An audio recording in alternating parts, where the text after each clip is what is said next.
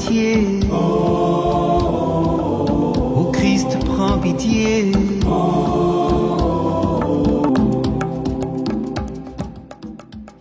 Amis du rendez-vous de nos frères les saints, bonjour et bienvenue à votre rendez-vous de ce jour.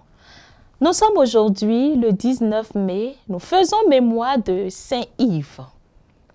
Ce célèbre avocat des pauvres, des veuves et des orphelins naquit en Bretagne en 1253. Il était fils du seigneur de Kermatin, près de Tréguier. À l'âge de 14 ans, il fut envoyé aux écoles de Paris, où il étudia la philosophie, la théologie et le droit canonique. Il étudia le droit civil à Orléans et revint ensuite en Bretagne. L'évêque de Rennes le nomma son official, c'est-à-dire juge des causes ecclésiastiques. Il reçut alors les ordres sacrés, sauf la prêtrise. Sur les réclamations de son ordinaire, qui était l'évêque de Tréguier, il alla exercer dans cette dernière ville la même charge qu'à Rennes. En 1285, Yves fut ordonné prêtre et nommé curé de Trédès. Décidé à bien remplir ses nouveaux devoirs, il se démit de sa charge d'official. Yves fut le modèle des pasteurs. Il était d'une humilité si profonde qu'il ne pouvait souffrir la plus petite louange. Il faisait toujours ses visites à pied. Il portait des sandales comme les religieux de Saint-François dont il avait embrassé le tiers-ordre. Étant simple étudiant à Paris, il avait commencé à s'abstenir de viande. À Orléans, il cessa de boire du vin et entreprit de jeûner tous les vendredis. Ensuite, augmentant de jour en jour ses mortifications, il jeûna au pain et à l'eau tous les mercredis, vendredis et samedis de l'année. Son lit n'était qu'un peu de paille sur une clé d'osier, et sa Bible, une pierre, lui servait d'oreiller. Il distribuait aux pauvres les revenus de son bénéfice et de son patrimoine. Il ne pouvait supporter la vue des pauvres nus.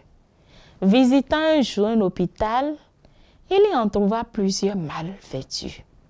Il leur donna tous ses habits. Un autre jour, que le tailleur lui essayait un habit, il aperçut dans la cour un pauvre demi-nu. Aussitôt, il lui fit donner l'habit neuf et garda le vieux.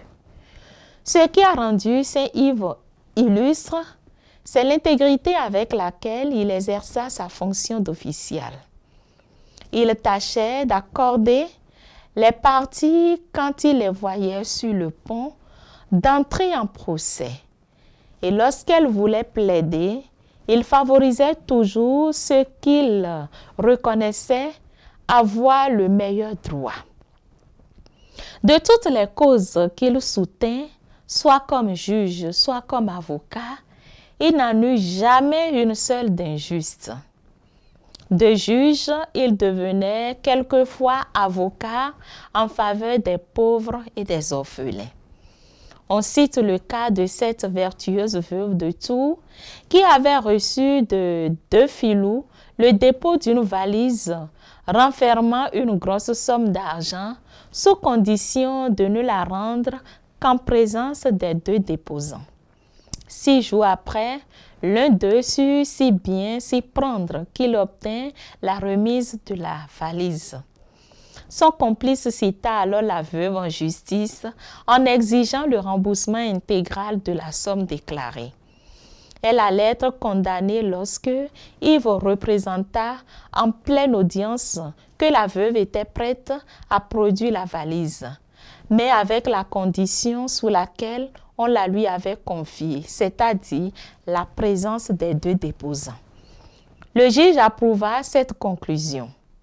Pris dans ses propres filets, l'escroc Ce troubla et finit par avouer que la valise ne contenait rien autre qu'un peu de ferraille. Que les vertus dont on fait preuve scintives soient aussi nôtres. Que nous puissions accomplir nos devoirs en toute humilité, sagesse et justice, dans un esprit d'intégrité, afin de révéler le visage du Christ. Que notre charité envers nos frères, les pauvres, les veuves et les démunis, puisse se faire inventive. Amen.